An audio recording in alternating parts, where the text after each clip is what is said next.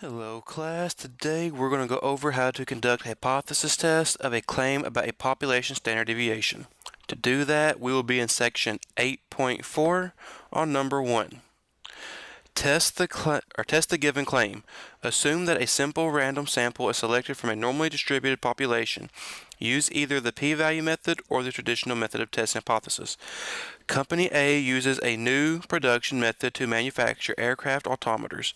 A simple random sample of new altimeters resulted in errors listed below. Use a 0.05 level of significance to test the claim that the new production method has errors with standard deviation greater than 32.2 feet, which was the standard deviation for the old production method. If it appears that the standard deviation is greater, does the new production method appear to be better or worse than the old method? Should the company take any action? Here's a picture of the question with the numbers.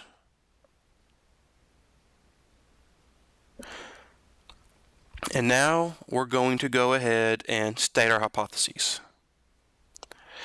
We have the null hypothesis, which is h sub 0, and the alternative hypothesis, which is h sub 1.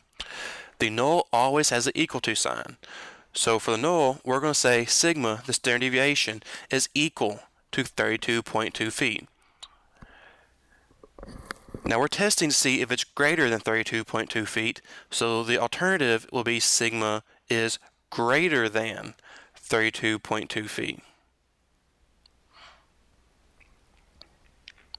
Now that we have the hypothesis, it's time to move on to the test statistic.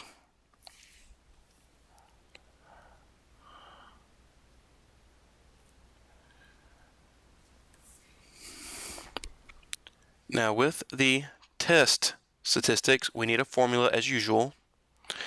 This test statistic for standard deviation is chi-squared equals n minus 1 in parentheses times s squared all over sigma squared.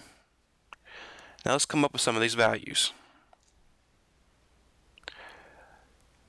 We can use a calculator to find sigma.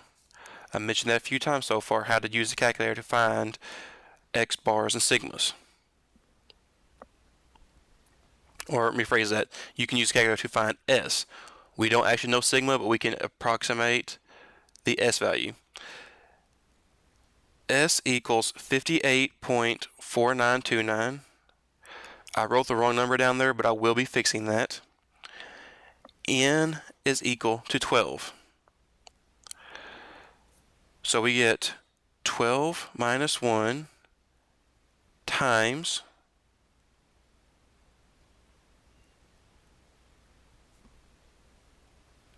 58.4929 squared all over 32.2 squared.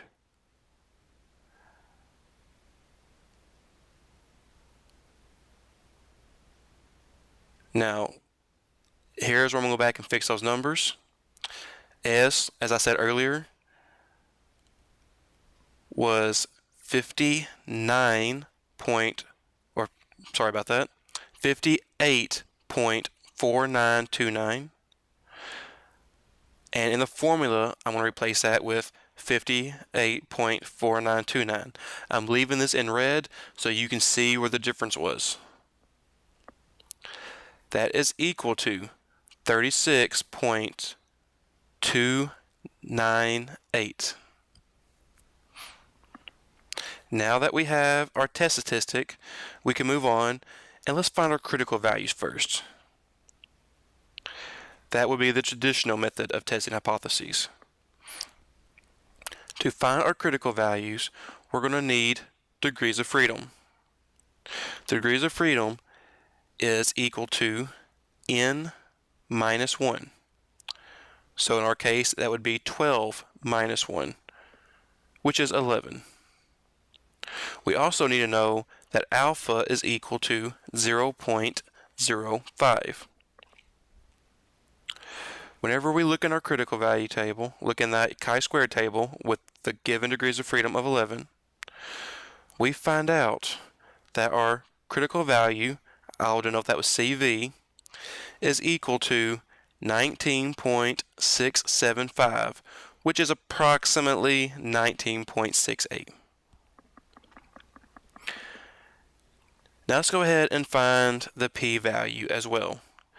Just like the t-tables, we cannot find exact p-values, but we can find an approximation, and it will have the same degrees of freedom as earlier.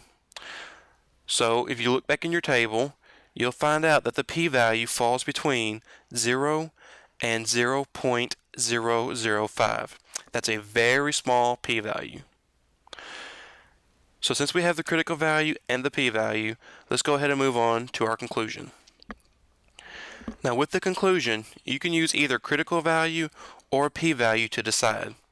Either one will give you the same answer. Let's go ahead and let's do critical value first.